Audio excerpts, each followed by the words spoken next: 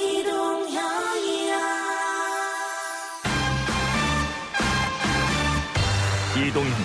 뉴스 정면 승부. 이동형의 뉴스 정면 승부.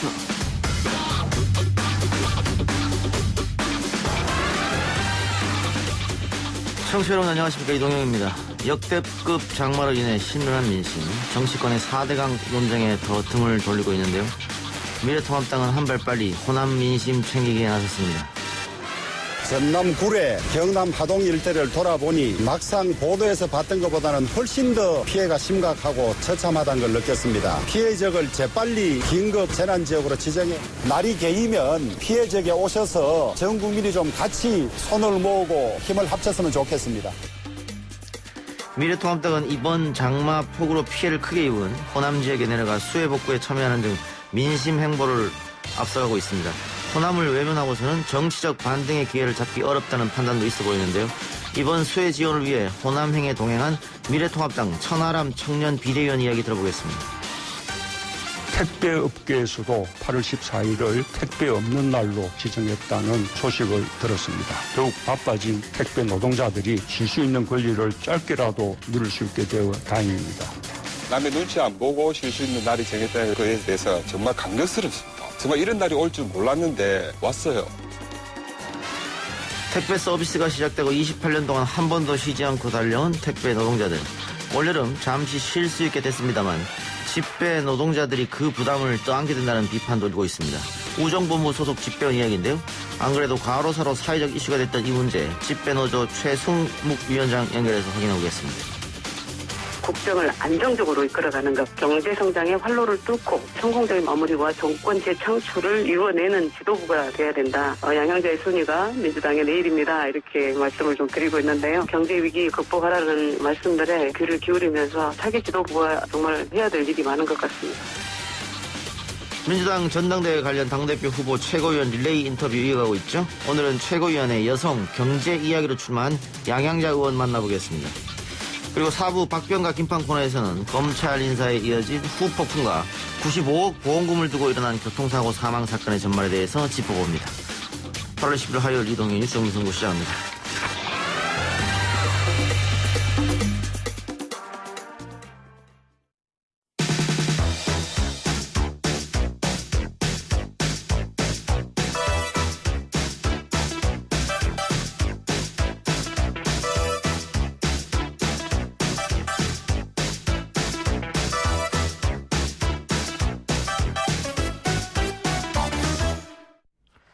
전국에서 통합당의 행보 긍정적 평가가 나오고 있습니다. 하지만 의심의 눈초리도 여전한데요.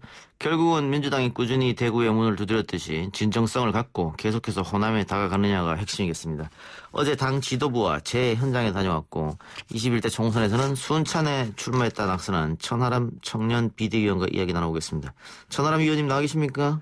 예, 안녕하십니까. 천하람입니다. 예. 자, 21대 총선에서 통합당이 호남에서 아예 후보조차 못 낸 지역이 상당히 많았습니다. 예. 천하람 의원은 도전장을 냈습니다만 낙선하셨고요. 예, 맞습니다. 예. 그 호남에서 이렇게 미래통합당이 사랑을 받지 못하는 것은 어떻게 보면 그동안 호남에 대한 제대로 구애를 하지 않았다. 이렇게 봐도 되겠죠? 네, 아무래도 이제 반대로 TK나 PK 지역에서 이제 도전하시는 민주당 의원님들 보면 꾸준히 이렇게 장기적으로 도전하시고 하시는 분들 많으시지 않습니까? 예. 그런데 거기에 비해서는 저희가 물론 몇몇 정운천 의원님이나 이정현 의원님처럼 어떤 개인기로 정말 순수하게 개인의 역량으로 좀 지역주의를 극복한 경우들이 없지는 않았습니다만은 꾸준하게 노력하고 좀 이렇게 신경 쓰는 부분은 좀 부족한 점이 있지 않았나 싶습니다. 예. 그래서 천 의원님은 어찌하실 생각이십니까? 지속적으로 도전을 한번 해볼 생각이십니까? 예, 저도 이제 막상 선거를 치르고 이제 보다 보니까 이게 연고가 없는 지역에 와서 산다는 게 참 쉽진 않구나라는 걸 느끼고는 있는데요. 예. 그래도 진심을 가지고 꾸준히 좀 지역에서 노력해보려고 생각하고 있습니다. 예. 지난번 민주당 의원들이 부산에서 대거 당선됐었는데 그 당선된 사람들 다 4전 5기 이랬던 3전 4기 5전 6기 이랬던 분들이에요. 네네. 그런 도전이 쉽지는 않을 텐데요. 예. 근데 뭐 쉽지 않은 일이니까 그만큼 또 의미도 있고 저도 사실 이게 힘든 일이라고만 생각하지는 않고요. 제가 사실 많이 짧은 기간이지만 배우고 있거든요. 예. 저의 어떤 삶의 지평이나 그리고 또 제가 정치인으로서 이해할 수 있는 폭이 그만큼 좀 늘어나는 것 같아서 저는 또 기쁘게 생각하고 있습니다. 예. 어제 지도부와 함께 수해 현장 다녀오셨다고 하는데 어디 다녀오셨습니까? 네, 저는 어제 그 구례 5일장에만 다녀왔습니다. 구례 5일장이요? 예. 네네. 상황이 어떻던가요? 생각보다 굉장히 심각하더라고요. 그게 예. 이제 물이 아예 그 점포 천정까지 다 차버려가지고. 예. 거기 있는 집기류나 뭐 재고나 이런 것들이 싹 다 거의 비 피해를 심하게 입고 다 이게 뻘에 뒤엎여가지고. 예. 예, 굉장히 정말 좀 쉽지 않은 그런 상황이었습니다. 복구하는데 시간이 좀 걸리겠네요, 그러면. 예, 지금 뭐 많은 자원봉사자님들도 오시고 군인, 경찰, 뭐 소방관님들 열심히 해주고 계시는데 그래도 완전히 복구가 되려면 어느 정도 시간이 걸릴 것 같습니다. 예. 주민들은 어떤 이야기들을 해주셨던가요? 저도 제일 기억에 남는 분이 할머님께서 예. 이게 구례가 장날이 3일, 8일 요렇게가 장날이라고 하시더라고요. 예. 그래서 8일 장날을 앞두고 또 하필이면은 이제 물건들을 많이 구매를 해놓으셨는데 아하. 그때 바로 이렇게 물난리가 나가지고 아유 어떡하냐고 막 말씀하시는데 아유 제가 참 마음이 짠했습니다. 예. 그 주호영 원내대표도 구례를 방문했다는데 같이 가셨습니까? 네네 같이 갔습니다. 예. 근데 주호영 원내대표가 구례 수해 현장 방문한 자리에서 4대강 사업 어느 지역에서 물난리가 났냐 이런 이야기를 해서 재난 시기에 4대강을 과거에 있었던 일을 잘했냐 못했냐 이게 논쟁으로 벌이는 게 과연 옳으냐 이런 또 지적이 있는 것 같아요. 네 저도 이제 그 발언을 하신 정확한 걸 제가 직접 듣지는 못해서 예. 그렇습니다만은 이제 그 도지사님이랑 군수님 오셔가지고 브리핑하고 할 때도 보면 이게 이런 물난리는 또 처음이다. 그리고 유독 이 섬진강 유역에서 피해가 집중되고 있다. 이런 얘기들이 많이 나왔어요. 예. 그러다 보니까 아마 그거에 대해서 이제 섬진강 관련해가지고는 4대강 사업 이런 게 없었다 보니까 예. 4대강과 연관성이 있는 거 아니냐. 이런 취지의 발언을 하신 걸로 저도 추측이 되는데 예. 네네. 제가 직접 그 상황에서 아주 전후를 다 들은 건 아니어가지고, 네, 그렇습니다. 그러니까. 그렇게 이제 이렇게 말씀을 하시면은, 미래통합당 반대쪽에서는 4대강 정비하는 그러면 낙동강은 왜 둑이 터졌느냐, 이렇게 나온단 말이죠. 그래서 아예 네네. 원내대표가 그런 말 안 했으면 어땠을까 싶어서 한번 여쭤봤어요. 저도 이 4대강 논쟁이 조금 시기상조인 것 같아요. 예. 지금 뭐, 문재인 대통령께서도 말씀하시고 뭐 이렇게 하는데, 예. 이런 부분은 사실 정치권에서 함부로 얘기를 서로 하기보다는, 예. 사실은 과학적으로 좀 이렇게 조사가 되고 검증이 되어야 될 부분이지. 예. 특히나 아직 수해 피해가 완전히 끝나기도 전에 이게 예. 너무 지나치게 정치 쟁점화 되는 것 자체는 예. 저도 그렇게 바람직하다고 생각하지는 않습니다. 예, 알겠습니다. 최근 통합당 지지율이 굉장히 상승하는 모양새입니다. 민주당하고 5차 범인의 접전을 벌이고 있거든요. 이렇게 미래통합당의 지지율이 상승하는 원인은 민주당이 못해서 반사이익을 얻는 것도 있겠습니다만은 다른 원인은 어디에 있다고 보십니까?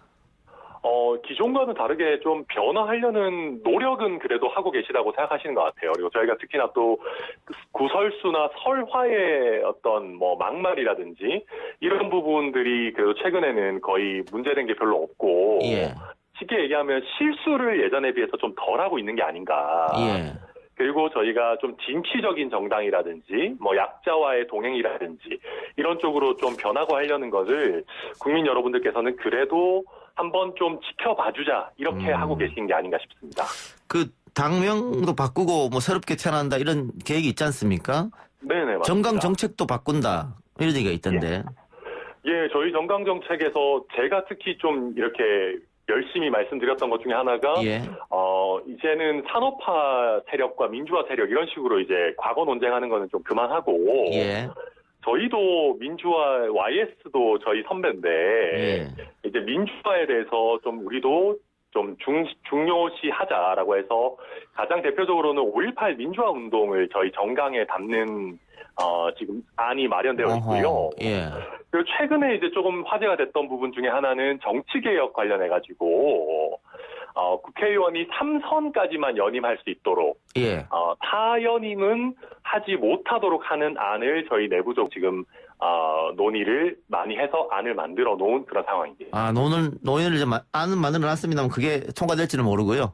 예, 그거는 이제 저희 특위 안에서의 안이고요. 이게 어떻게 통과가 될지는 향후 절차를 좀 지켜봐야 될 것 같습니다. 그런데 5.18 안을 정강정책에 넣는다고 하면 미래통합당에서 앞으로 5.18에 대해서 막말을 하는 인사가 나온다거나 이런 건 어려워지겠네요. 네, 그걸 원천적으로 막자 하는 게 저희가 정강에다가 아예 넣는 그런 취지입니다. 예. 그리고 기본소득이나 경제민주화도 정강정책에 담겠다 이런 이야기가 있던데. 네, 저희가 이제 기존에 보면은, 기득권이나, 부자를 위한 정당, 이런 식의 어떻게 보면 인식이 많이 있으셨지 않습니까? 예. 근데 이제, 김종인 위원장이나 저희 특위위원들도 하는 얘기가, 앞으로 이게 세상이 정말 빠르게 바뀌어가지고, 일자리가 없어지는 사회가 되면, 예. 보수 정치라는 게 결국은 사회의 기틀을 유지하는 게 그 근본적인 사명인데, 예. 일자리가 없어지는 사회에 대해서 우리도 나름대로 대비를 해야 될 거 아니냐. 그런 부분에 대해서 저희 깊은 공감대를 가지고 있고요.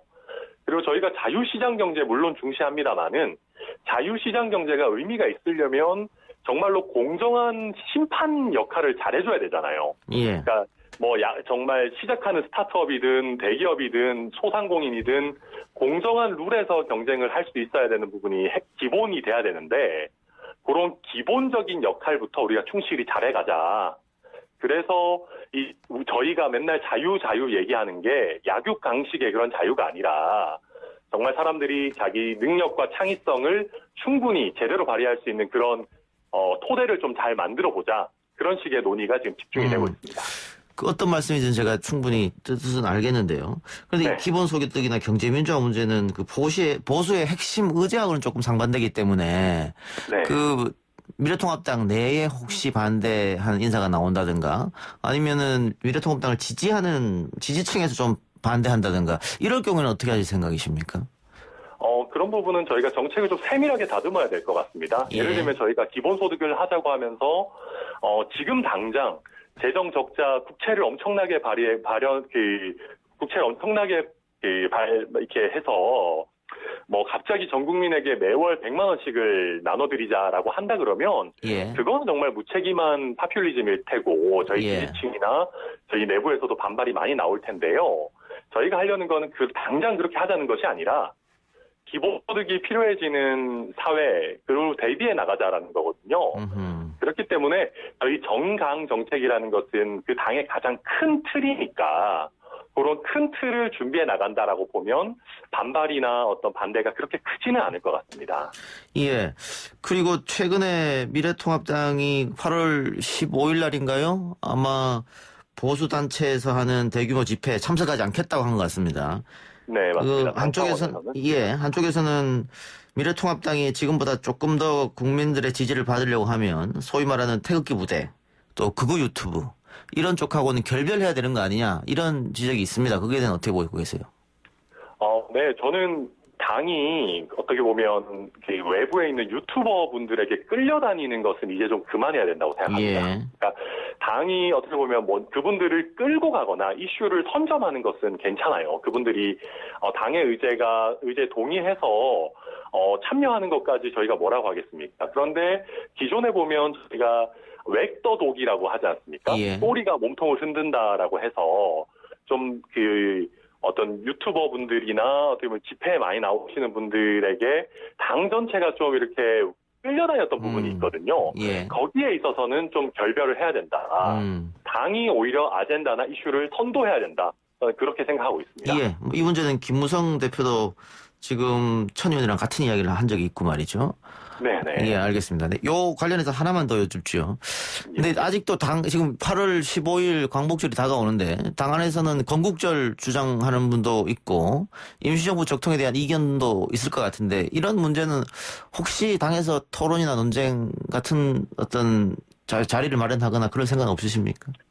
네. 그 부분도 저희 정강정책에 아예 저희가 임시정부의 정통성을 인정하는 내용을 저희가 초안에 담아 놓은 상태입니다. 현재? 네. 그렇기 때문에 저희가 사실 임시정부의 적통은 저희 헌법에도 들어가 있는 부분이고 이 부분을 저희가 굳이 기본적으로 저희 당의 요즘 정강 정책을 논의하시는 분들은 과거에 대한 논쟁은 이제 좀 가능하면 줄이고 예. 앞으로 대한민국을 어떻게 좀 앞으로 살기 좋은 곳으로 만들까 하는 것에 당의 능력이나 에너지를 좀 집중하자. 어허. 그렇게 생각하고 있고 저도 그 점에 전적으로 동의하고 있습니다. 알겠습니다. 끝으로 미래통합당을 걱정하고 생각하는 많은 분들에게 한마디 해주시고 방송 인터뷰 마치겠습니다.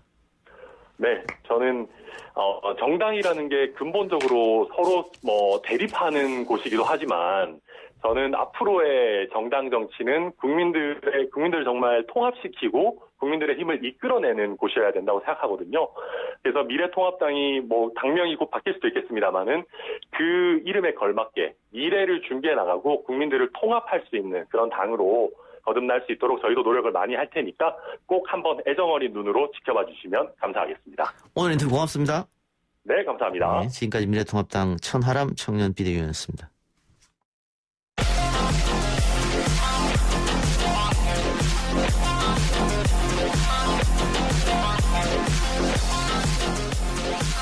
오늘 나온 뉴스들을 언박싱해드리는 기자 언박싱. 오늘은 헤럴드 경제 배두원 기자 나왔습니다. 어서 오십시오. 안녕하십니까.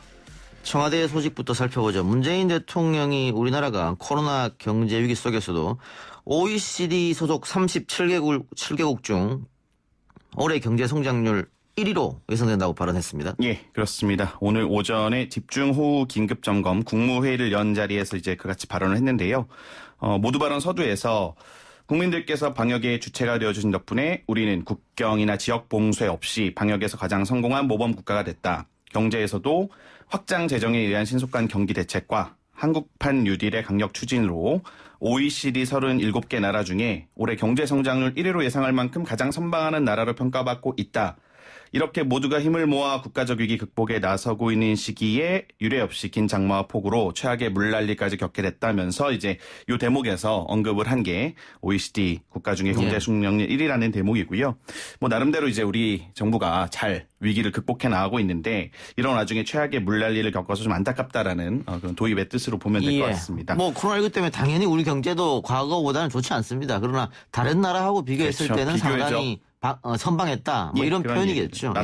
예, 알겠습니다. 그러면서 그런데 대통령이 어제 청와대 수보회의에서 주택 시장이 안정화돼 가고 있다. 이 발언했다고 미래통합당과 보수 언론에서 연일 맹공을 하고 있습니다. 오늘 발언보다 어제 발언이 이제 오늘까지 파장이 좀 이어지고 있는데요. 문 대통령 어제 발언을 좀 보시면은 종합대책, 정부의 이제 부동산 종합대책 효과가 서서히 나타나고 있다. 과열 현상을 빚던 주택 시장이 안정화되고 집값 상승세가 진정되는 양상을 보이기 시작했다라고 이제 얘기를 했는데 그 부분을 꼬집고 있습니다. 당장 이제 어젯밤에 미래통합당 김종인 비상대책위원장이 대통령 본인이 그냥 감이 없다라고 이제 날선 비판을 했고요.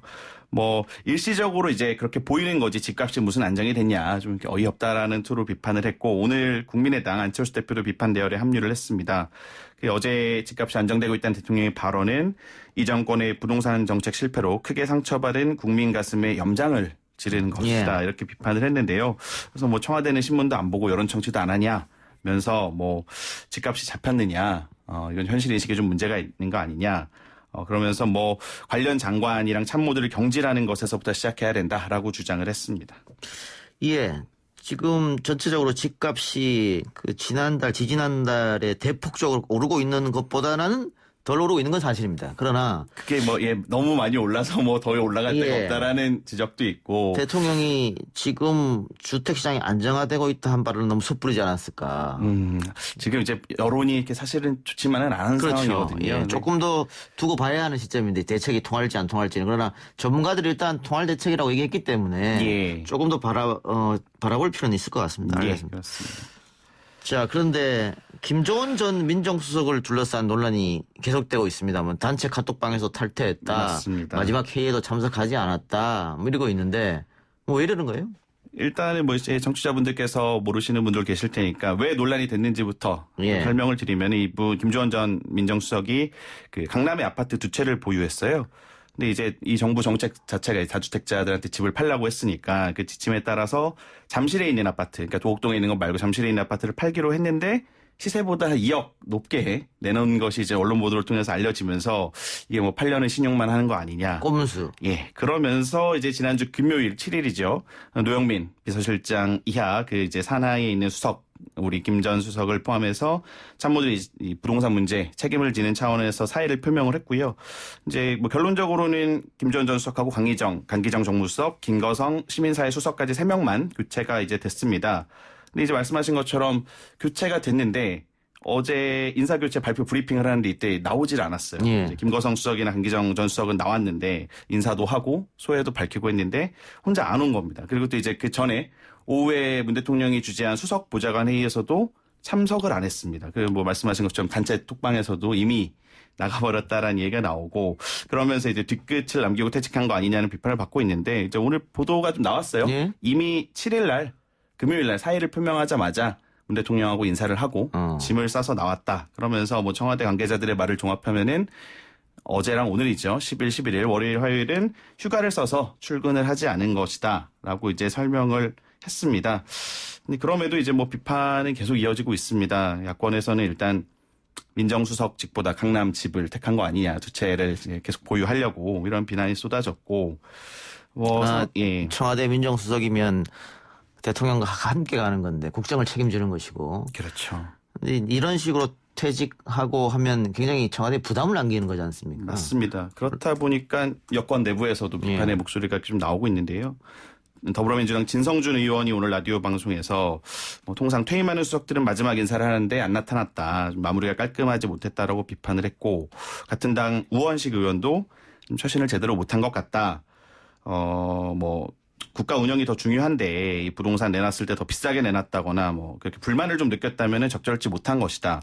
이제 뭐 퇴임 후에도 만약에 2주택을 유지한다면은 사회적 비판이 커질 거다라고 이제 압박을 좀 했고요. 민주당 일부 지지자들이 김정은 수석 임명될 때부터 굉장히 비판을 했었어요. 맞습니다. 여기 이 자리에 어울리지 않는 사람이다. 예. 뭐 이런 식으로. 근데 어쨌든 인사권을 갖고 있는 대통령이 임명했고 이런 일이 벌어져서 자기한테 부메랑으로 돌아갔기 때문에 예. 누구 탓할 수가 없는 문제죠. 뭐. 그렇죠. 뭐 본인이 사의를 표명해서 나가게 됐으니까요. 예, 정의당도 요즘 바람 잘 날이 없는 것 같습니다. 예. 심상정 대표가 수해복구 현장에 지원을 나갔다 찍은 사진 때문에 곤혹을 치르고 있죠. 예, 이게 이제 지난 7일 날 사실 그 금요일 날 페이스북에 이제 자기가 안성 축산면을 방문해서 그 류호정 의원 또 최근에 우리 또 옷차림으로 많이 회자가 됐던 의원과 장혜영 의원하고 같이 수해복구 작업을 했다고 소개를 하면서 이제 사진 5장을 첨부했는데 이거를 일요일 날 지웠어요. 9일 날. 근데 이제 지운 게 수해 현장에서 왜 이런 사진을 찍냐라는 비판이 나와서 지웠다라고 이제 나중에 해명을 하긴 했는데 어쨌든 이 사진을 좀 지우면서 논란이 사실 시작이 됐습니다. 이게 사진 속에 심상정 대표 복장이 사진 많이 보셨겠지만 수해 현장하고 좀 어울리지 않게 지나치게 깔끔한 거 아니냐. 이렇게 좀 옷도 깨끗하고 장화도 좀 반짝반짝하고 그러니까 뭐 이제 인증샷 찍으러 간 거 아니냐라는 비판이 나온 건데 이제 저도 기사를 봐서 이제 처음 올렸던 그 사진들이라고 보면은 좀 깔끔하긴 합니다. 그래서 이제 여론이 계속 악화가 되고 기사가 쏟아져 나오니까 오늘 결국 정의당 측이 반박에 나섰습니다. 그 김종철 정의당 선임 대변인이 오늘 기자들에게 보도 유감이라는 제목의 메시지를 보냈는데요. 그러니까 이제 지금 언론에서 쓰고 있는 것처럼 옷과 장화가 깨끗하다는 논란 때문에 삭제한 게 아니라 시민들이 이게 재해지원 지원 관련 사진을 올리는 것 자체가 좀 부적절하다. 이렇게 발언을 하니까 삭제한 거다. 근데 이제 마치 뭐 너무 깨끗해서 우리가 그걸 숨기려고 지었다라는 식으로 보도가 되는 것에 대해서는 심히 유감을 표한다. 그러면서 이제 흙을 다 묻힌 채 복구 작업을 하는 또 사진이 또 첨부가 됐어요.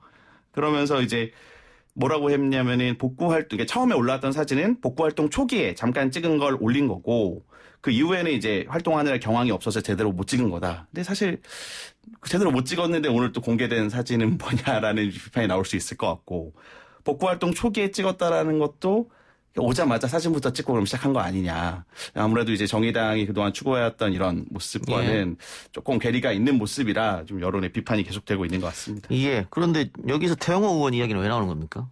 이제 뭐 사실은 태영호 의원이 북한 관련 전망 등에 섣발질을 좀 많이 해서 스타일을 구겼었는데 이번에 좀 점수를 땄습니다. 심 대표 의상이 논란을 빚는 딱 그 사이에 태영호 의원도 이제 충주 북구에 있는 수해복구 현장에서 진흙이 이제 잔뜩 무슨 옷을 입고 나뒹구는 변기 뚜껑을 옮기는 사진이 올라와서 좀 대조를 이룬 건데요.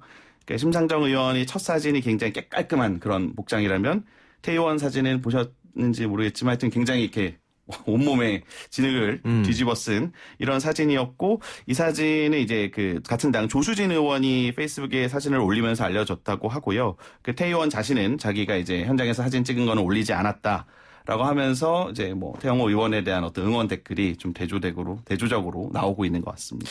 그런데 예. 지금 중앙일보, 동아일보, 조선일보, 매일신문, 국민일보 다 어떻게 쓰냐면 말끔한 심상정 덕에 진흙방법 태영호 떴다. 흙탕물 태영호 대 깨끗한 심상정. 이거는 우리 언론이 너무 편파적으로 이렇게 보도하는 거 아닙니까? 그 자리 가서 태영호 의원이나 심상정 의원이 복구 활동 어떻게 했는지 살펴보지도 않았잖아요. 그렇죠. 실제 사진만 가지고 이렇게 해서 내보낸다는 건 상당히 논란이 되겠는데요. 뭐 제가 이제 같은 언론사들을 또 제가 뭐 함부로 이렇게 얘기할 수는 없겠지만은 뭐 어느 정도 일리 있는 지적 같습니다. 현장에서 실제 어땠는지는 알 수 없는 거니까요. 이제 다만 이제 드러난 사진만 갖고는 뭐 충분히 좀 이렇게 대조적으로 볼 여지는 있지 않나. 예, 그렇게 저는 생각하고 있습니다. 우리 라디오에 매일 나오는 기자들은 이렇게 안 쓰시던데 다른 기자분들은 글쎄요. 한번 자신을 돌아봐야 할 것 같습니다. 이게. 알겠습니다. 기자 얘기 나왔으니까 이동재 전 기자하고 한동훈 검사가 한 달에 몇백 차례나 카톡 메시지 전화를 주고받았다고요? 예, 오늘 어제 밤이죠. 공소장, 그러니까 이동재 전 기자를 검찰이 기소하는 공소장이 공개가 됐는데 거기에 이제 이렇게 나옵니다. 한동훈 검사장과 이동재 전 기자가 지난 1월 말부터 3월까지 300여 차례 걸쳐 연락을 주고받았다라고 이제 많이 나왔고요. 뭐 자세히 좀 보시면은 전화 통화가 15차례, 보이스톡이 3차례, 카톡 문자 메시지가 327차례 연락을 주고받은 겁니다. 사실 이동재 전 기자 측에서는 이게 뭐 그렇게 많이 연락한 게 아니라 한동훈 검사 측에서도 마찬가지고요. 카톡이 포함되어 있기 때문에 뭐 그냥 농담 몇 마디에도 늘어나는 거 아니냐. 그래서 이제 이거를 300여 차례 뭐 연락했다. 이렇게 하는 건 프레임이다라는 약간 반박을 하고 있고요. 일단은 뭐 전화는 몇 통 했다고요? 전화가 15통. 그러면 전화 15통, 카톡 300 몇 통이면 카톡은 하루에 한 두세 건, 뭐 전화는 이틀에 한 번 꼴랑 했다는 거잖아요. 뭐 그렇게 계산이 될 수 있겠네요. 두 달이니까 뭐 이틀에 한 번까지는 아닌데 한 달이 아니고 2달이군요. 그러면 어쨌든 글쎄 뭐 양쪽에서는 그게 뭐 많이 연락한 거냐? 이렇게 지금 반박하고 있다는 거죠. 그렇죠. 이제 공소하는 검찰 쪽에서는 굉장히 이제 긴밀하게 연락을 했다라고 보고 있는 거고 반대로 이제 이들 입장에서는 이게 뭐 그렇게까지 많이 한 게 아니다라고 주장을 하고 있고요.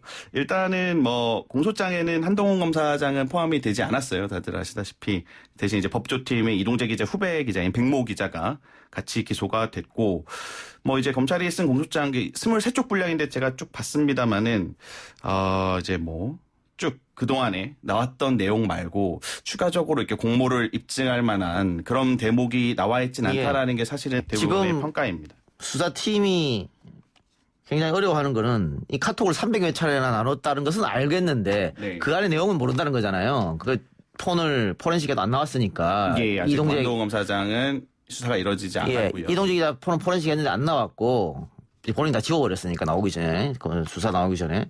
그다음에 한동훈 검사장 폰은 비밀번호를 안 가르쳐줘서 포렌식도 들어가지 못한 상태고. 그러니까 이 내용을 그 수사팀은 알고 싶은데 못 알기 때문에 다른 증거는 없다 이렇게 되는 거죠. 검찰에서는 어쨌든 한동훈 검사장에 대한 수사가 제대로 이루어지지 않았기 때문에 아직 못한 거지. 분명히 이제 뭐 이런 정황들이 찾아보면 나올 거다. 좀 더 지켜보고요. 하나만 더 해보죠. 알겠습니다. 기상 망명족이 늘어나고 있다. 이건 무슨 뜻입니까?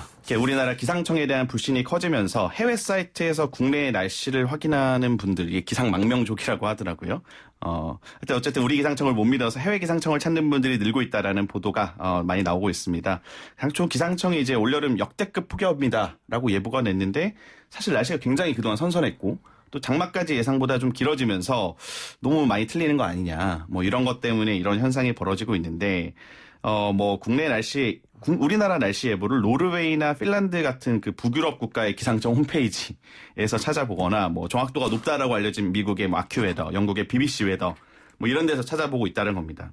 예. 이게 뭐 저 어릴 때도 사실 기상청 야유의 날 비가 왔다라는 농담도 있었는데. 예. 근데 뭐 지금 기상 이변 상태에서 기상청을 이렇게 원망만 하는 것도 좀 그런 것 같습니다. 기상청은 늘 원망만 받아온 것 같긴 한데 기상청에서는 어쨌든 예보가 옛날과 달리 시간대별로 세분화해서 제공되다 보니까 좀 체감적으로 오보가 늘었다라는 거가 이제 요소로 좀 이렇게 항변을 하고 있는 것 같습니다. 알겠습니다. 지금까지 기자 언박싱 헤럴드 경제 배동 기자였습니다. 고맙습니다.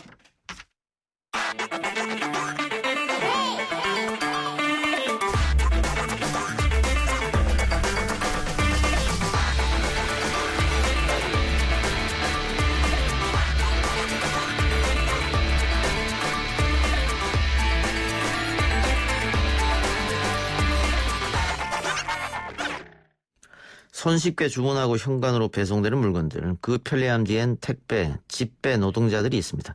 쉴 새 없이 뛰고 움직여야 하는 이들의 삶은 고단한데요. 그래서 8월 14일 하루를 택배 없는 날로 정했습니다.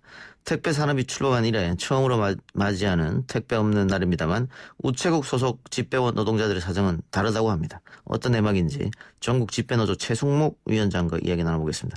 최승목 위원장님. 예, 안녕하세요. 최승목입니다. 예, 위원장님은 우체국에서 일하신 지 얼마나 됐습니까? 20년 딱 됐습니다. 20년. 20년 전하고 지금하고 우편 그 사정은 좀 다르죠?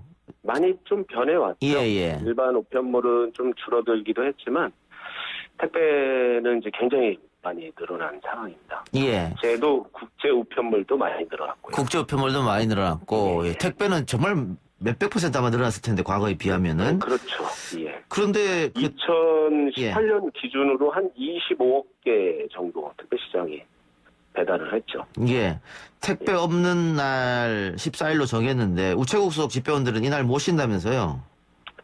그렇죠. 택배 없는 날 관련해서는 저희가 굉장히 환영하는 얘기인데 예. 그 우체국은 이제 관공서 휴일 등에 대한 규정으로 아마 쉬지를 못하고 있죠. 예. 그러면은 다른 택배 물건들도 혹시 그 우체국 쪽으로 다 몰릴 수가 있잖아요. 몰릴 수 있죠. 그럼 택배 없는 날인데 훨씬 일은 많아지겠습니다.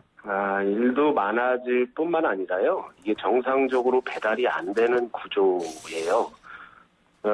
어쨌든 택배 기사님과 이제 집배원 분들이 이 전체 택배 물량을 배송을 담당을 했었는데, 예. 택배 기사님이 한 60% 배달하고 집배원 분들이 한 40% 정도를 배달했는데, 반절 이상이 쉬시게 되면 이게 정상적으로 배달이 안 되죠. 이런 이야기를 우정사업본부에 하셨을 텐데, 우정사업본부 어떤 대답이 돌아왔던가요? 우정사업본부는 이제 집배원들에게 이제 과중한 택배 물량을 주지 않겠다라고 하는 것이 골자인데요. 예. 저희가 이제 택배를 이제 배달하는 과정들을 보면 이제 접수가 되고 운송이 되고 이제 배달이 되잖아요. 예. 이 접수를 13일 날 정상적으로 접수를 하겠다라고 하면 이게 이제 꼬이기 시작하죠. 14일 날부터 배달을 해야 되니까 그러면 접수를 그렇죠. 받으면. 예. 그래서 그 한 반절 배달을 담당했던 분들이 집배원 분들인데 이 집배원 분들이 고유의 또 업무가 있어요. 우편물에 이제 일반 우편물과 편지와 이제 등기 우편물이 있는데 이 택배 업무를 과중해서 배달하게 되면 전혀 이게 그 배달 시스템에 좀 맞지 않는 거죠. 그러면은 지금 우체국 노동자들의 요구는 13일과 14일에는 그 택배 접수를 제한을 해야죠. 제한해달라 이 말씀이군요. 예. 근데 우정사업본부에서 이 요구 조건을 받아들이지 않을 것 같은데요. 어떻게 하는 겁니까? 그래서 지금 이제 그 변질되거나 생물 택배는 이제 접수를 못 해요. 이게 만약에 이제 며칠간 그 14일뿐만이 아니라 17일까지도 임시 공휴일이 있어서요. 예. 한 4일간 이제 배달이 이제 불가할 수가 있거든요. 신선식품에 한해서는 그렇죠. 예. 신선식품과 이제 변질될 우려가 있는 그 택배는 접수조차를 하지 못하지만 대부분 이제 계약업체, 이제 쇼핑몰이나 이제 그 대기업 큰 업체에서 보내는 그 업체들은 일단 배송을 한단 말이에요. 근데 이게 배송이 되면 어쨌든 종적조에 좀 남아서 문자로 언제 배달이 될 거다 이렇게 예상을 하는데 실제로 배달이 안 되면 이게 이제 많은 민원으로 좀 그렇죠. 예. 그러면 그 소비자들이 13, 14일 날은 그 주문을 좀 자제하는 스스로 14일 날이 택배 없는 날이니까 그런 것도 방법일 수는 있겠네요. 그런 캠페인을 좀 같이 하고 예. 알겠습니다. 최근 집배 노동자들이 과로로 사망하는 분들이 굉장히 자주 나와서 좀 걱정인데 그 요즘은 어떻습니까? 업무 환경이 좀 개선됐습니까? 좀 개선되고 있는 중이에요. 그 다소 이제 인력들이 좀 충원이 된 부분들이 있는데 그 올 들어서 이제 올 초에 이제 코로나19 마스크 쓰고 이제 배달을 하거나 현재 이제 뭐 폭우나 이제 폭염이나 이런 악조건이 되면서 배달 환경이 나아졌다 이렇게 볼 수는 좀 없는 것 같아요. 지금 노조에서 요구하는 거는 좀 많은 사람을 더 택배 노동자를 채용해달라는 요구 아닙니까? 뭐 택배 노동자뿐만이 아니라 택배원들이 이제 절대적으로 부족한 환경을 좀 개선해달라고 요구하는 거죠. 그 요구는 받아들여지고 있습니까? 어떻습니까? 조금씩 나아지고 있지만 완벽하지는 않은 것 같습니다. 예. 알겠습니다. 자, 이 자리를 빌어서 우리 혹시 국민들한테 하시고 싶은 말씀이 있으면 하시기 바랍니다. 예. 그 눈이 오나 비가 오나 이제 주민들께 이제 손발이 되는 택배 이제 배달 노동자가 많이 아파요. 그 올 들어서 이제 택배 노동자 4분이 이제 과로사도 있었고 집배 노동자 또한 이제 최근 5년 동안 한 100명이 넘는 집배원분들이 돌아가시면서 이들의 쉼과 이들의 노고에 1년에 하루라도 동참해 주셨으면 하는 바람입니다. 올해만 4분이 돌아가셨다고 벌써? 예.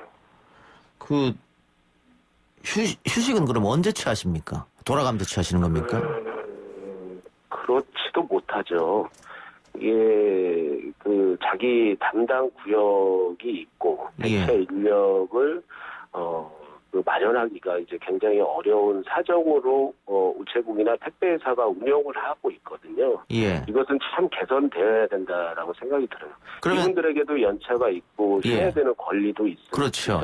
불구하고 전혀 이루어지지가 않거나 아니면은 그 남은 인원들 지금 일하시는 인원분들로 그 나머지 이제 결의 인원이나 빠진 인력에 대해서 대체하게끔 하는 구조라서 이런 부분들은 개선돼야 된다라고 생각이 듭니다.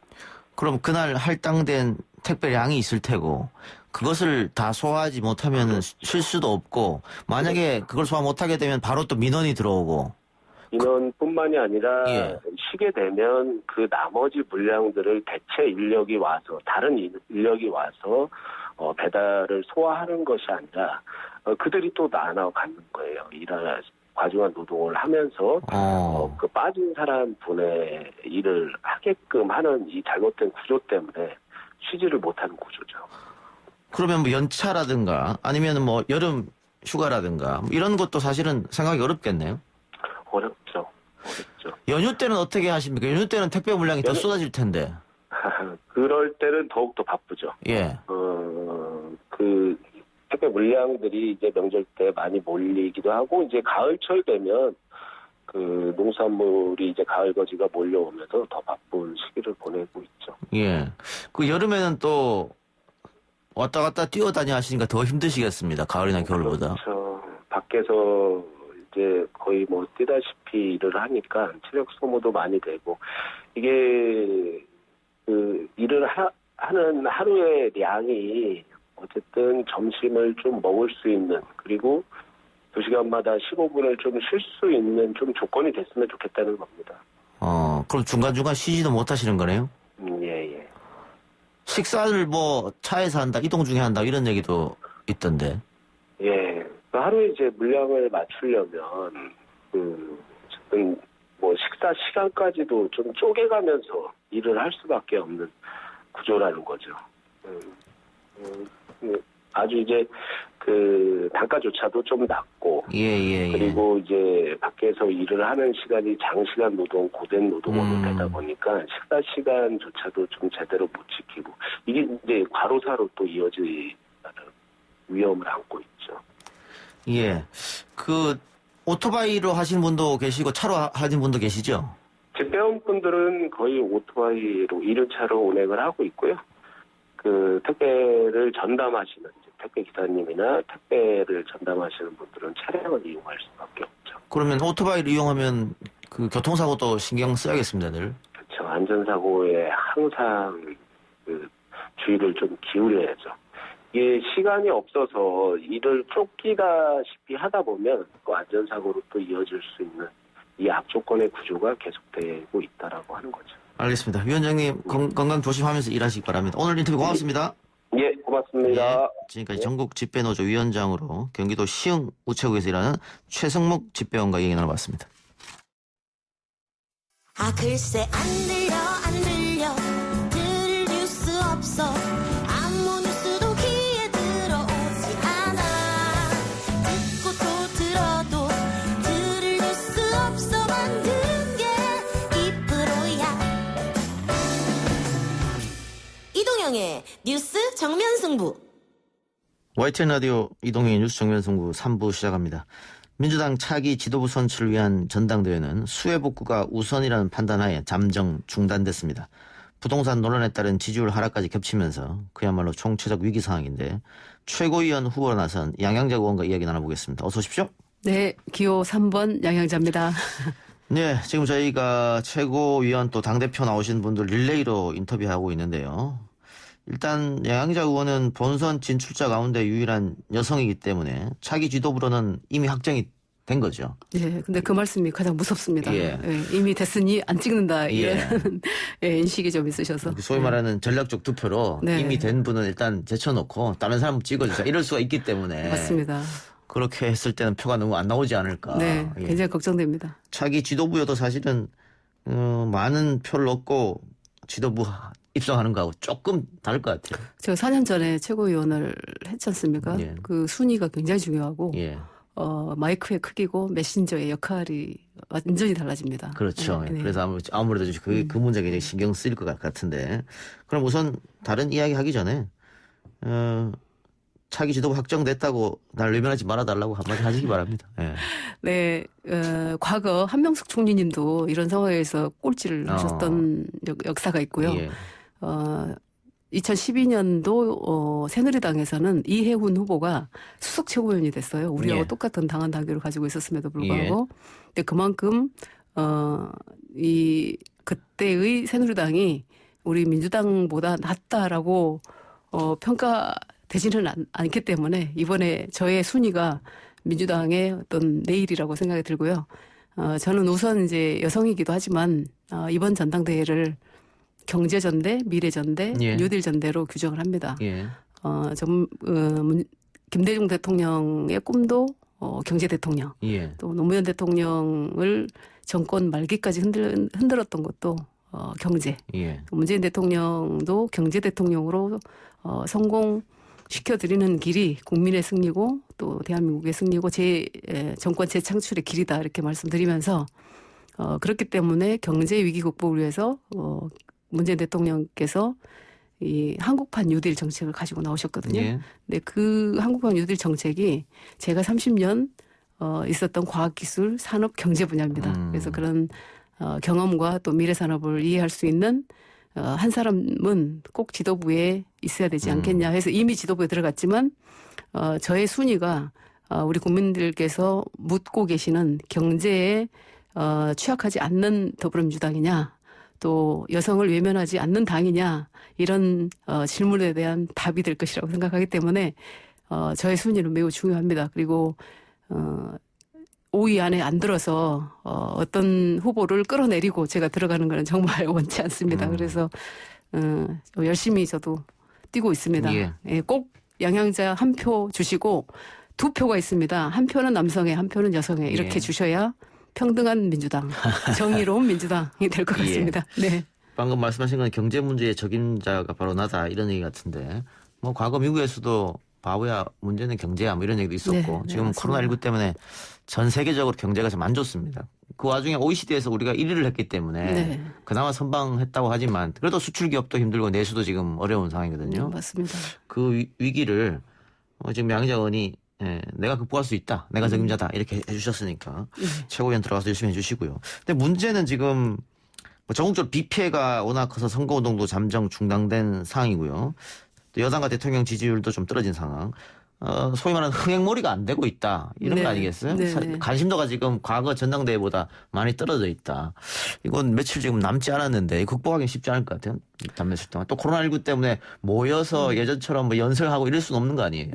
예. 그렇습니다. 여러 가지 상황에서 이 전당대회에 관심을 둘 만한 상황이 아닌 것 같아요. 특히 또 우선 수해가 너무나 이렇게 피해가 심하기 때문에 그 복구가 정말 중요한 화제가 돼버렸고 재난지역 선포라든지 좀 어떤 수해 복구를 위한 피해 복구와 최대한의 지원이 이루어질 수 있도록 하는 게 더 큰 문제이기 때문에 전당대회가 이게 흥행이냐 아니냐는 국민적 관심은 그렇죠. 없을 것 같아요. 그럼에도 불구하고 이제 어쨌든 더불어민주당이 이런 코로나19 위기 또 수해 위기 경제 위기 다 포함해서 경제 위기를 극복할 수 있는 당이냐 이런 데에 대해서는 지속적으로 관심을 갖고 보고 계신다고 생각을 하고요.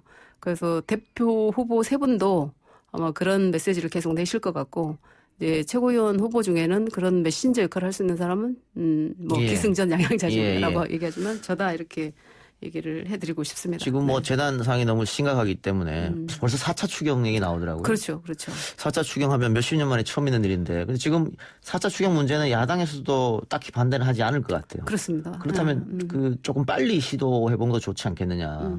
저는 정말 그 중요한 부분이 피해 복구를 하더라도 빠르게 해드려야 국민이 덜 아프고 또 복구도 빨리 되면서 경제적으로도 좀 활성화가 빨리 이루어질 수 있다라고 생각을 하고 그래서 피해 규모라든지 이런 부분을 그냥 러프하더라도 좀 빠르게 파악을 해서 추경이 필요하면 정말 빠르게 진행을 했으면 좋겠어요. 예비비 이야기 나옵니다만 이미 코로나19로 예비비를 좀 많이 써서 맞습니다. 예비비만으로는 아마 수해 복구 비용이 안 될 것 같아서 그 말씀에 굉장히 불안해하실 것 같아요. 제가 실제로 그 광주 전남을 돌아보고 곡성, 구례, 담양 이쪽은 정말 심각합니다. 근데 거기만 봐서 그렇지 전국적으로 지금 피해가 너무 크기 때문에 이 4차 추경에 대한 여야가 지금 같은 목소리를 내고 있기 때문에 빠르게 처리를 좀 해야 될 것 같습니다.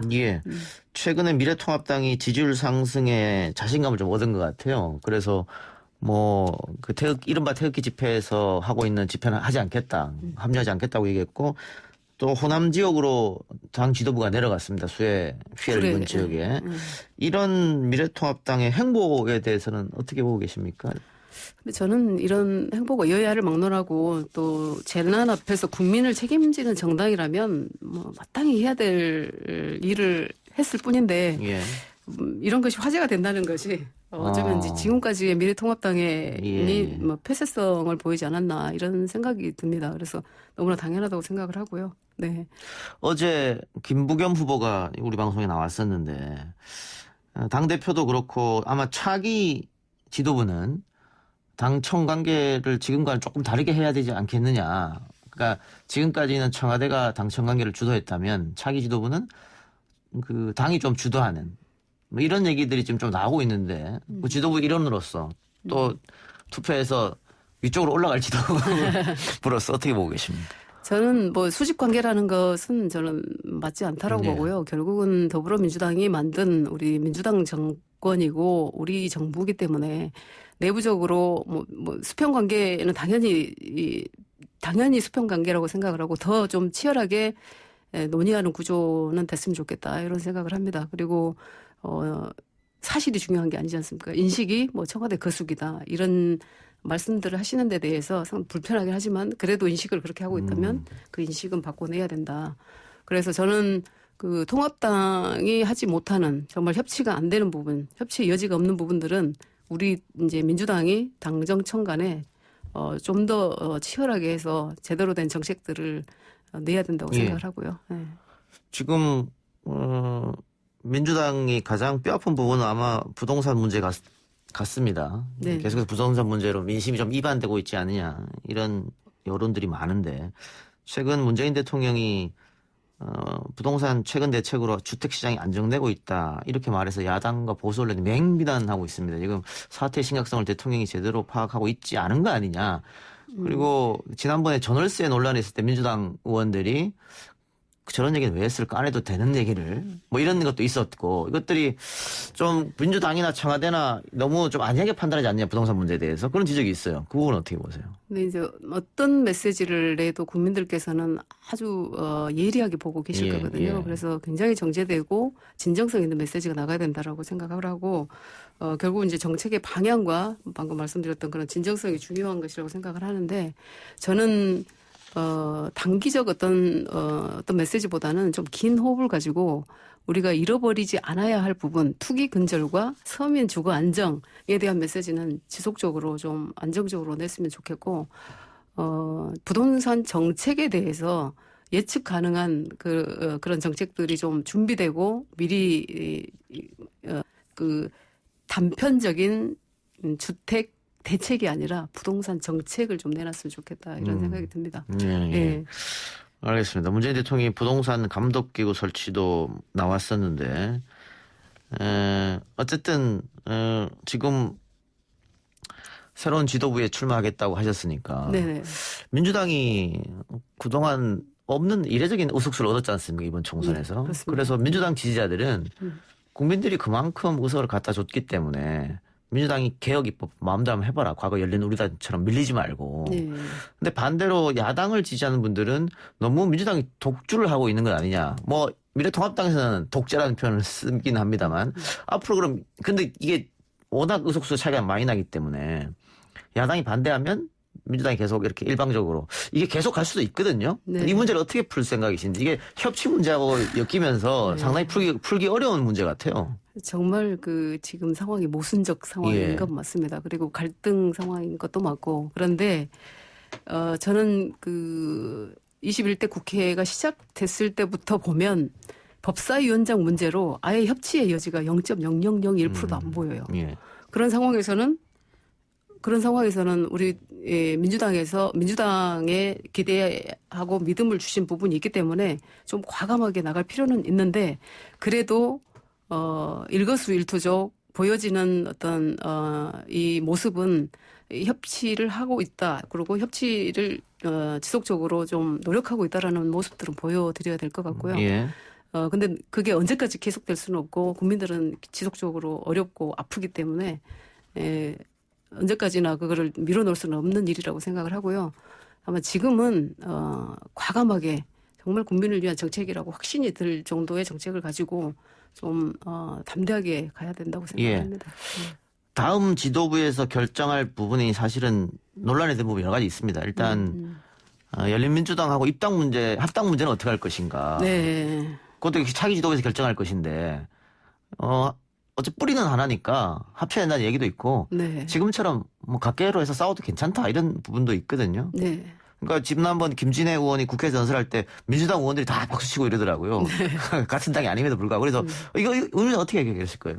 저는 이제 더불어민주당의 시스템 중에 하나가 큰 결정을 할 때 전당원 투표라는 제도가 있습니다. 그래서 요즘은 또 온라인으로 다 가능하니까. 그렇죠. 예. 그렇죠. 그래서 그 시스템 정당의 위력을 보여줄 수 있는 이게 시스템이 마련돼 있기 때문에 전당원 투표를 통해서 당원들의 뜻을 파악한 다음에 그 뜻대로 하면 되지 않을까 싶어요. 전당원 투표를 통해서. 네. 그러면 내년 4월에 있을 지방선거 재보궐 선거에서도 그 전당원 시스템으로 하겠다?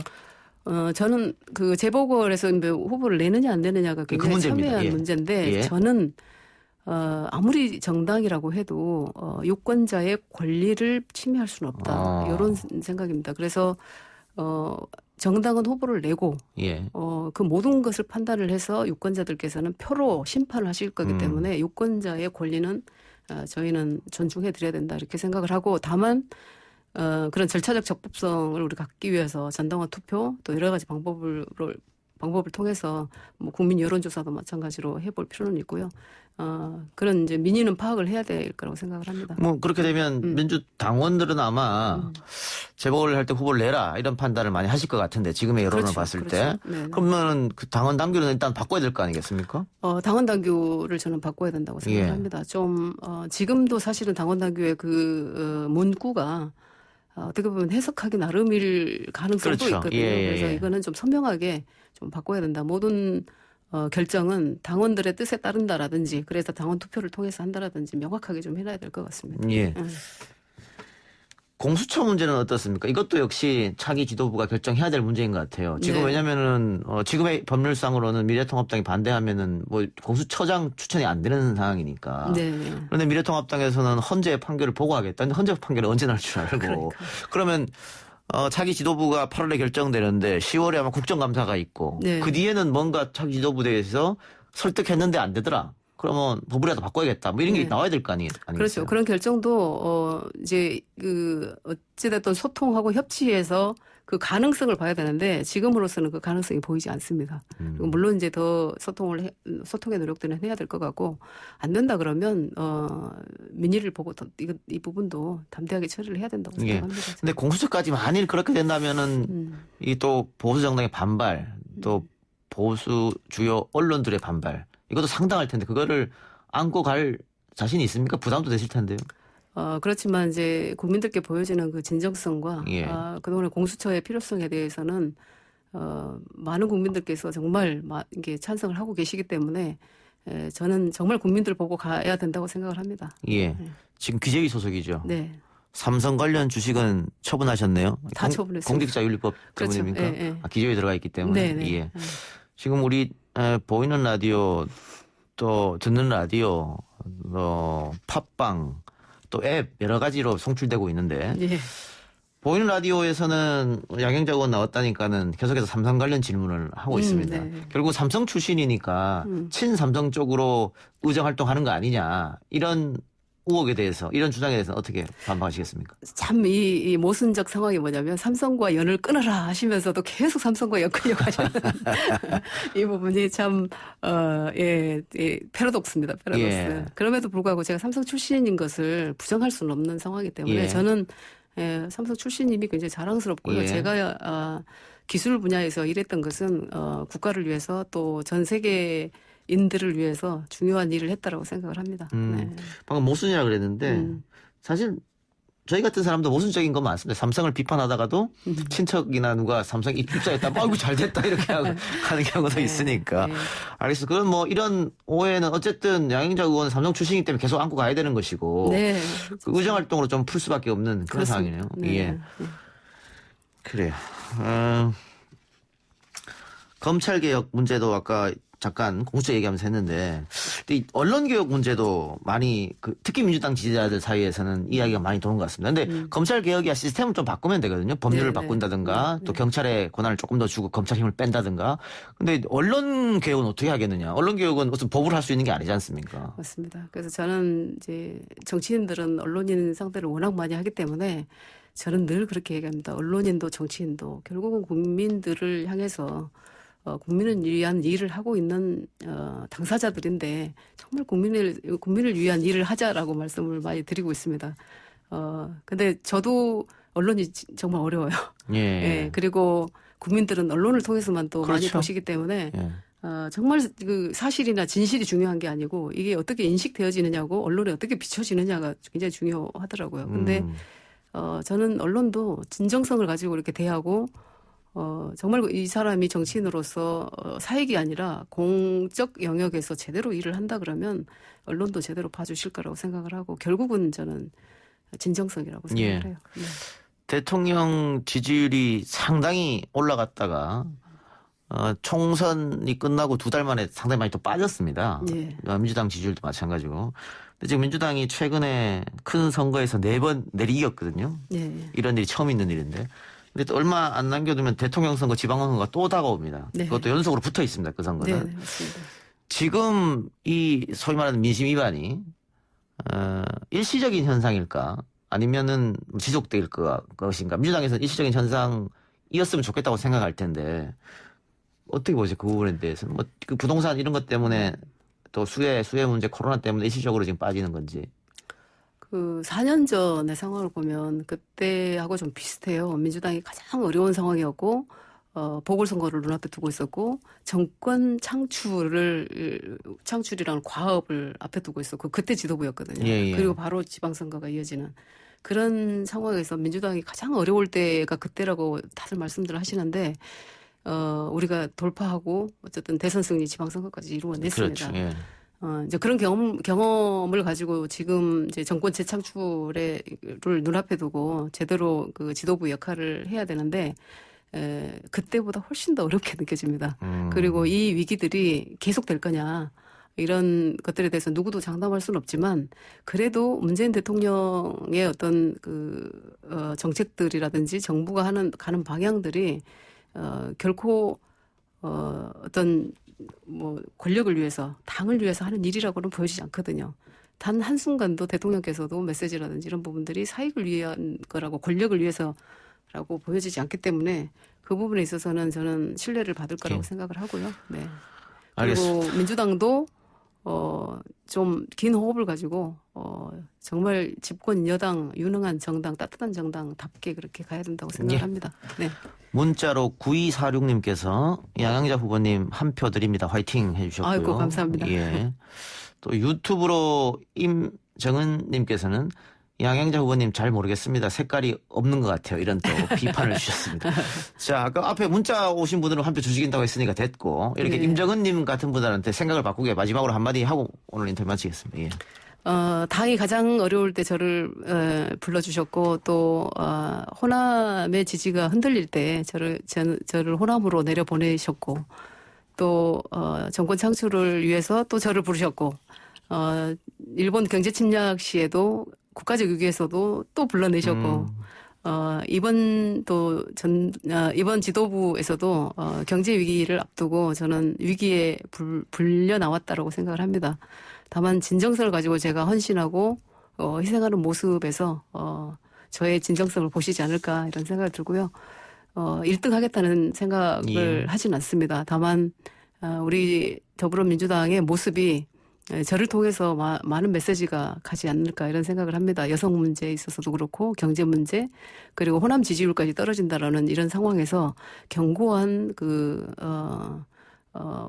이 견고한 지지를 다시 회복할 수 있는 길이 결국은 문재인 대통령께서 영입하셨던 그 키워드, 호남, 여성, 경제, 그 세 가지 키워드로 우리 더불어민주당이 앞으로도 견고하게 국민들의 신뢰를 받는 정당이 되기 위해서 지도부의 일원이 되어서 열심히 뛰겠습니다. 네.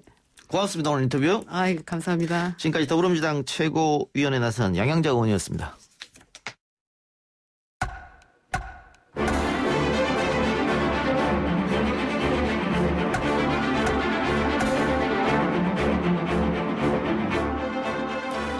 YTN 라디오 이동현 뉴스 정면 승부 4부 시작합니다. 매주 화요일 스튜디오를 법정으로 순간 이동시켜준 두 분. 박지훈 변호사, 김민우 변호사 나왔습니다. 어서 오십시오. 네, 안녕하세요. 추미애 법무부 장관의 두 번째 검찰 정기 인사 이후에 여러 말들이 나오고 있는데, 일단 두 분은 전체적으로 어떻게 평가하십니까? 물론 예측된 인사였죠? 네네. 검경 수사권이 이제 조정돼서 새로운 검찰 역할에 잘 맞는 분들로 인사를 하신 게 아닌가 생각이 들고요. 그 신중하고 절제하는 검찰권 행사라는 특징을 그런 생각을 가지신 분들이 또 많이 중용이 되셨다라고 언론에 나오는 것 같습니다. 그렇죠. 법무부에서 꾸준히 형사부하고 공판부를 중용시키겠다 얘기했고 그냥 그대로 된 거죠. 네. 특수부는 좀 한직을 물려라. 제가 이제 평검사들하고 좀 통화를 해봤었어요. 이거 전에. 근데 예상된 대로더라고요. 그러니까 특수부를 중용하지 않겠다. 공안이나 특수기획 그쪽으로.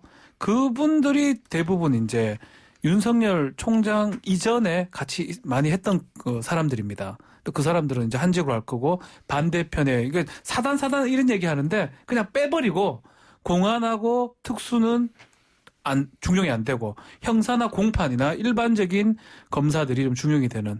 그러니까 일반 검사들도 예측한 대로 인사가 된 것입니다. 우리 언론에서 윤석열 사단 이렇게 쓰고 있는데. 뭔 사단입니까? 여기 검찰이 무슨 조직 폭력배입니까? 사단에 돼 있어요.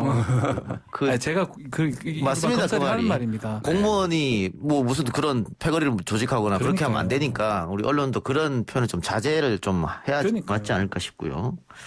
어쨌든 윤석열 총장이 되면서 자기 측근들이 대거 또 중용됐었잖아요. 네. 그 사람들이 지금 다시 이제 한직으로 물러나는 상황이기 때문에 윤석열 총장 입지는 더 좋아졌다. 이렇게 볼 수 있겠죠. 그렇게 봐야 될 것 같은데, 그때 이제 중용됐던 사람들이 윤석열 총장이 사실 검찰총장은 의견을 제시할 수가 있습니다. 검찰청법에 따르면 법무부 장관 인사권을 행사하죠. 그 당시 아마 박상기 장관일 것 같은데 윤석열 총장 의견을 거의 반영을 해가지고 많은 사람 특수 쪽에 검사들이 검사장이나 뭐 부장이나 많이 승진했었는데 이제 이 사람들이 이 기조하고 안 맞기 때문에 형사부가 이제 된다 그러면 좀 윤석열 총장이 이제 원하는 방향으로 좀 끌기는 또 내부에서 좀 반발이 있을 가능성도 배제할 수는 없다 이렇게 생각이 듭니다. 예. 특히 문찬석 광주지검장이 법무연수원 기획부장으로 발령하니까 사표를 냈습니다. 사표를 내면서 검찰 내부 통신망에다가 친정권 인사들, 추미애 검사들 이렇게 노골적으로 비판을 했어요. 이거는 어떻게 보십니까? 검찰 관료주의에 좀 많이 경도되신 거 아닌가 싶으신데 검찰 내부에서 서로 이렇게 끌어주고 땡겨주는 사람끼리 인사하던 그런 방식에서 외부 그러니까 법무부에서 이제 새로운 인사 방침을 가지고 그 일관되게 적용했을 때 그거를 굉장히 기존 검찰 관료주의에 대한 침해로 느끼는 거 아닌가? 그 검찰 관료주의의 어떤 좀 수혜자 입장에서 좀 그렇게 말씀하신 거 아닌가? 그런 측면을 부인할 수가 없다고 봅니다. 그러니까 소위 문찬석 우리 지검장이죠. 광주지검장은 윤석열 총장하고 상당히 측근으로 분류됐던 사람입니다. 예. 그런 의미에서 이제 얘기를 하는 건데 청와대 기소 문제도 이성윤 그렇죠. 중앙지검장이랑 붙었었죠. 예, 한 번 했던 검사고. 근데 저는 이렇게 생각합니다. 나올 수도 있고 법무연수원의 기획부장이 한직일 수도 있고 더 할 수도 있고 안 할 수도 있고 이런데 어쨌든 간에 나오면서 자꾸 이렇게 말을 하게 되면 결국은 자신의 조직에 침을 뱉는 모양새거든요. 그리고 이런 게 정치적 언어일 가능성이 큽니다. 예컨대 지금 김웅 미래통합당 의원이죠. 비슷한 말하고 퇴직을 했습니다. 내부 전산망에. 그리고 똑같은 정치권으로 갔다. 그렇죠. 이것도 지금 정치적 발언이라고 봐야 되죠. 그냥 공무원답게 하고 자기가 마음에 안 들면 나오면 그만인데 굳이 이렇게 어쩌고저쩌고 글을 쓴다는 거는 정치적 언어일 가능성이 높다라는 것이죠. 검찰 조직에 침을 뱉는 행위일 수도 있다라고 비판하셨는데 미래통합당 김웅 의원 검사 출신이죠.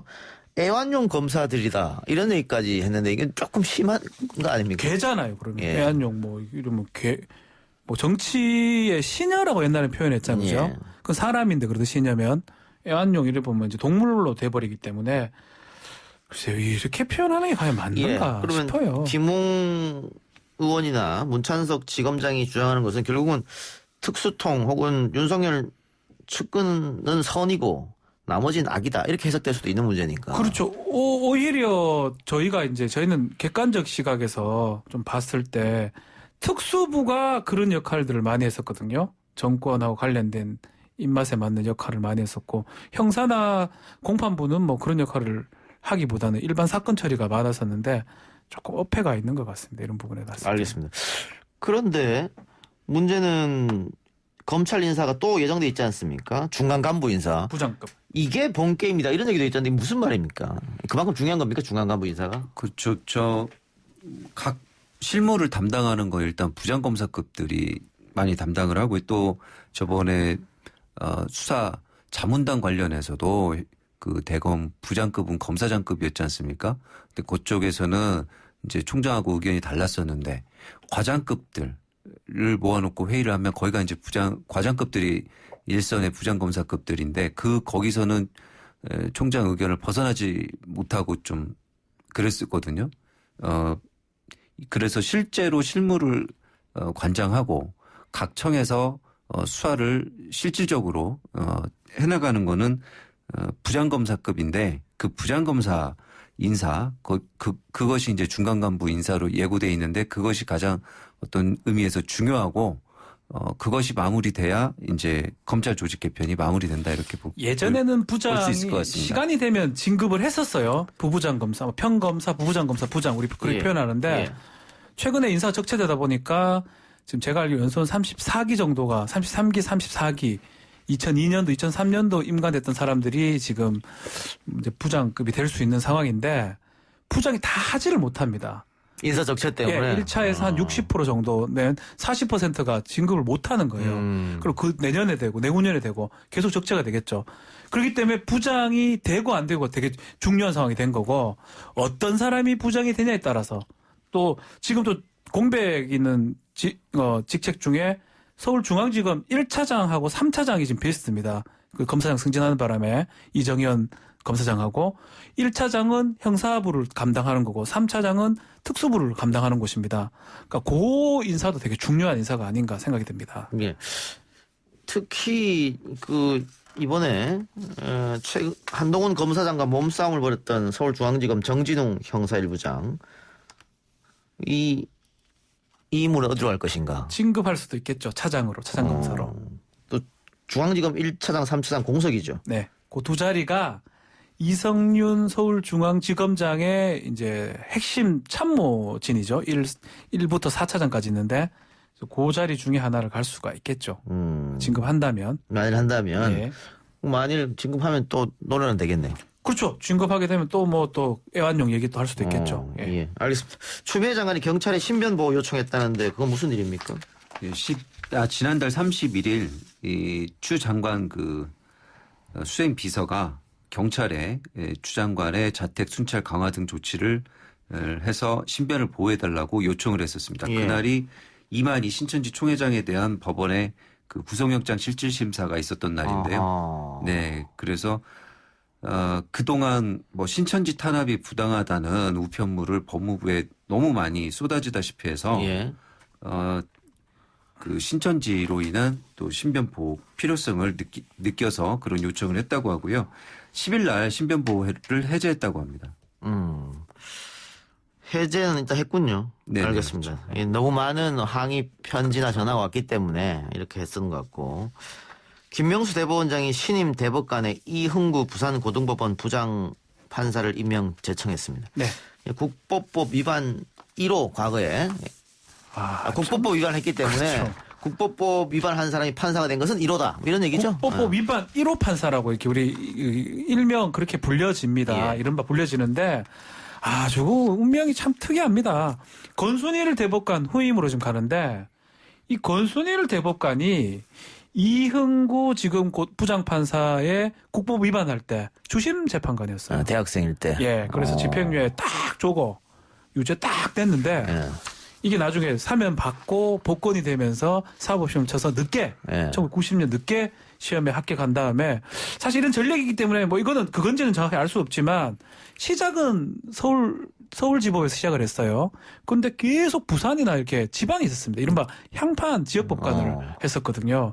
그걸 보면 이렇게 진급보다는 이제 지역에서 하는 그런 거였는데 이번에 특별하게 특이하게 대법관으로 발탁이 된 상황입니다. 소위 말하는 핵심 노른자는 거치지 않았다. 시작은 그 성적으로 예전에 뽑았었거든요. 예. 시작은 되게 좋았는데 그 지역법관 신청을 97년인가 해가지고 소위 말하는 법원 행정처 이런 데 안 갔다는 거잖아요. 전혀 안 갔죠. 행정처 안 가고 계속 그쪽에서 있다가 고등부장 승진을 하신 케이스고요. 근데 혐의를 봤더니 85년도 내용이 서울대 민주화 추진위원회 사건이라고 하더라고요. 그 유인물 이름이 깃발이어서 그런지 깃발 사건이라고 불렸다는데 여기 보면은 요새는 이렇게 그 학생 운동을 해도 정권 반대나 이런 북한이랑 연계해서 뭔가를 하겠다는 내용이 없으면 보안법 위반으로 그 의율이 안 되거든요. 근데 이때는 정권 반대도 무조건 보안법 반대로 유죄 판결이 나올 때입니다. 그래서 사실 지금 기준으로 보면은 유죄 판결이 안 나올 만한 사안이었어요. 그렇죠. 그래서 2005년에 경찰청 과거사위원회에서도 깃발 사건은 안기부와 검찰 보안사령부가 수사 과정에 개입해서 관련자들을 좌경 용공분자로 몰아서 판단한 것이다. 그러니까 용공 이적 단체라는 누명을 씌웠다라고 조사 결과를 내놓은 적이 있었습니다. 예. 결국은 당시 시대상이었기 때문에 유죄를 받은 것이지 죄가 없는 것이다 이거잖아요. 네. 그렇죠? 그런데 언론에서는 파격이다 이렇게 표현했는데 파격이라고 봐야 됩니까? 어떻습니까? 이제 전력으로 봤을 때는 이제껏 어떻게 유죄를 받았던 또 이렇게 사면됐거나 복권됐던 판사는 제가 알기로는 없거든요. 그런 의미에서 이제 파격인데 우리 지금 김윤우 변호사 설명한 것처럼 사실상 그 역사의 시대에 희생을 당한 입장입니다. 그렇기 때문에 뭐 전과가 뭐 의미 있다고 보기 좀 어렵고 파격이라고 얘기하기는 조금 좀 심하지 않을까. 물론 이제 보수 언론 입장에서는 뭐 역대 대법관이 되신 법원장님들 같은 경우에 뭐 폭탄사도 좌익을 척결하자, 뭐 우익을 보강하자 이렇게 하시던 분들이 다 대법관 가셨는데 그 기준에서 보면 그런 의미에서는 네, 뭐 파격이겠죠. 진보적이라고 볼 수 있으니까요. 예. 네, 어쨌든 이 대법원에서 늘 좀 비판을 받았던 부분, 서울 출신의 남성 서울대. 이건 또 해당이 되네요. 근데 학교는 이제 뭐 서울대학교고 뭐 나이 50대 뭐 50대 딱 남성. 떨어지긴 예. 하는데 전력은 뭐 좀 다르다고 봐야 되지 않겠나 생각이 듭니다. 예, 이렇게 해서 대법관 13명 중 8명이 김병수 대법원장이 지시한 인사로 채워지게 됐고요. 뭐 대통령이 노하진 않을 거니까. 네. 네. 그리고 13명 중 3명이 여성. 네. 이렇게 됐습니다. 알겠습니다. 검언유착 이야기로 넘어가 봅시다. 이동재 기자의 공소장 내용이 공개됐는데 쟁점은 한동훈 검사장과의 공모 관계입니다. 이동재 전 기자가 한동훈 검사장과 1월 26일부터 3월 22일까지 전화통화 15회, 보이스톡 3회, 카카오톡 327회를 주고받았다. 근데 검찰은 뭔가 있으니까 이렇게 많이 주고받은 거 아니냐라고 얘기하고 있고, 한동훈과 이동재 측에서는 이게 뭐 많으냐, 그냥 평범한 것이다 이렇게 반발을 하고 있습니다. 네, 뭐 그쪽 이정 기자 쪽에서는 뭐 물론 얘기하기를 그 통화 내역이 300회가 넘었다고 해서 우리가 연락을 안 했다는 게 아니다. 다만 그거는 여러 가지를 물어보며 취재를 하는 과정에서 생기는 자연스러운 현상이지 공모의 증거로서 의미는 없다 이렇게 아직 주장하고 있는데 계속 이 부분 말은 바뀌었습니다. 그러니까 전에는 그 녹음 파일이나 녹취록에 나오는 사람이 한 검사장이 아니다라고 진술을 했었고요. 그다음에 3월 13일 녹취록에 대해서 100% 창작한 것이라고 했었죠. 근데 그러다가 이제 조금씩 계속 말이 바뀌어오고 있습니다. 그렇죠. 이 정도 되면 뭐 한동훈 검사가 언론 플레이 아닌 언론 플레이를 계속 했고요. 또 일부 언론에서는 그걸 많이 실어줬어요. 그럼 아니라고 계속 했기 때문에 이 정도 이제 뭐 부인하고 그렇게 합니까? 뭐 하는 사람도 있겠죠. 근데 이제 그러면 본인이 밝히는 게 맞아요. 비밀번호만 열면 열리는 거거든요. 그러니까 지금 검찰에서는 궁금해하는 게 카카오톡 327회 어떤 메시지를 주고받았냐 이거잖아요. 본인도 언론 플레이를 하고 막 그 난리를 쳤잖아요. 몸싸움도 있었고. 그러면 그게 억울하고 지금 그렇게 할 것 같으면 저는 밝히는 게 오히려 맞지 않나. 밝혀서 뭐 별 문제 없다고 그러면 내 말이 맞죠. 이러면 제가 봤을 때 서울중앙지검에서 깔끔하게 물렀을 겁니다. 근데 지금 또 이건 안 밝히고. 비밀번호 안 주고 있죠. 안 주고. 예. 그럼 못 풀거든요, 결국은. 못 푸니까 또 이스라엘 사람 또 와야 돼요. 예. 6개월 걸립니다, 그러면. 못 하는 거죠, 이거는. 그게 사실 이해가 안 된다는 거죠. 만약에 억울하고 막 언론 플레이 할 정도로 막 정말 마음이 아프고 이러면 정상적으로 이동재 고소한 다음에 이거 딱 보여주면서 봐라 이거 저 취재만 했지 아무런 얘기 없었다 이렇게 하면 깔끔하게 끝날 거로 갖고 이걸 얘기 안 하는 게 더 이상하죠. 왜냐하면 한동훈 검사가 나는 이동재한테 이용당했다고 그렇죠. 계속 얘기했으니까 그러면은 이동재는 내 뒤에는 한동훈이 있다. 그 후배 기자한테 한동훈이 날 막 팔을 해라고 했다는 거잖아요. 그 얘기는 다 나오고 있는 거고요. 다 나왔으니까 그러면은 검사를 어떻게 보면은 사칭할 수도 있으니까 그거는 저로 하면 가만 놔둡니다. 예. 저는 가만 놔둡니다. 그렇게 해도 되는데 지금 안 하고 있으니까. 안 하죠. 그거를 납득시켜야지 자꾸 몸싸움하고 딴 얘기를 할 필요는 없는 거죠, 사실은. 예. 그러니까 뭐 어쨌든 서로 언론 플레이를 양측에서 하고 있는 것 같기도 해요. 네. 예. 사실 뭐 보통 이 정도 언론 플레이면 말을 바꾸는 쪽에 의혹을 집중하는 게 보통이거든요. 누가 어떤 의혹이 있다라고 했을 때 거기에 대해서 해명을 했는데 그 해명이 거짓이면 거짓말 들통나 이러면서 다시 추가 질문을 언론이 하는 게 보통인데 이 사건만은 특이하게 어떤 뭐 기존에 했던 말 중에 거짓으로 드러난 부분이 어떤 부분이 있던 간에 언론의 프레임은 그건 결정적 증거가 아니다. 이렇게 계속 그래만 나오고 있죠. 근데 결정적으로 이 부분인데 3월 10일 날 이철 전 대표 측에서 이동재 기자한테 취재 거부 의사를 밝힙니다. 네. 그러니까 이동재 기자가 한동훈 검사한테 전화를 해요. 그리고 10분 40초 동안 통화를 합니다. 끊고 나서 바로 이동재 기자가 이철 전 대표 측에 다시 전화를 해서 진전된 부분이 있다. 그렇죠. 다시 만나자 이렇게 얘기했거든요. 중요한 증거고 이게 진상조사 보고서에 있는 내용입니다. 예. 그러니까 거짓이 아니겠죠. 그렇다면은 네. 이동재와 한동훈은 어떤 통화 내용을 했길래 취재를 거부하는 사람에게 진전된 부분이 있으니 다시 만나자고 했겠느냐. 네. 이렇게 의심하는 거지 않습니까? 상식이라면 그 생각이 맞겠죠. 그리고 그게 아니라면 이걸 공개를 하는 게 오히려 맞겠죠. 뭐 공개가 보이스톡이니까 공개가 어렵겠지만. 네. 예. 보험금 90억 만삭 아내 사망 사건을 하기도 했었는데 시간이 다 돼버렸네요. 아이고. 아유, 검찰 얘기하면 끝도 없네요, 진짜로. 보험금 90억 만삭 아내 사망 사건 다음 주에 합시다. 무죄입니다. 네, 무죄 났죠. 다음 주에 합시다. 두 분 수고하셨습니다. 감사합니다. 감사합니다.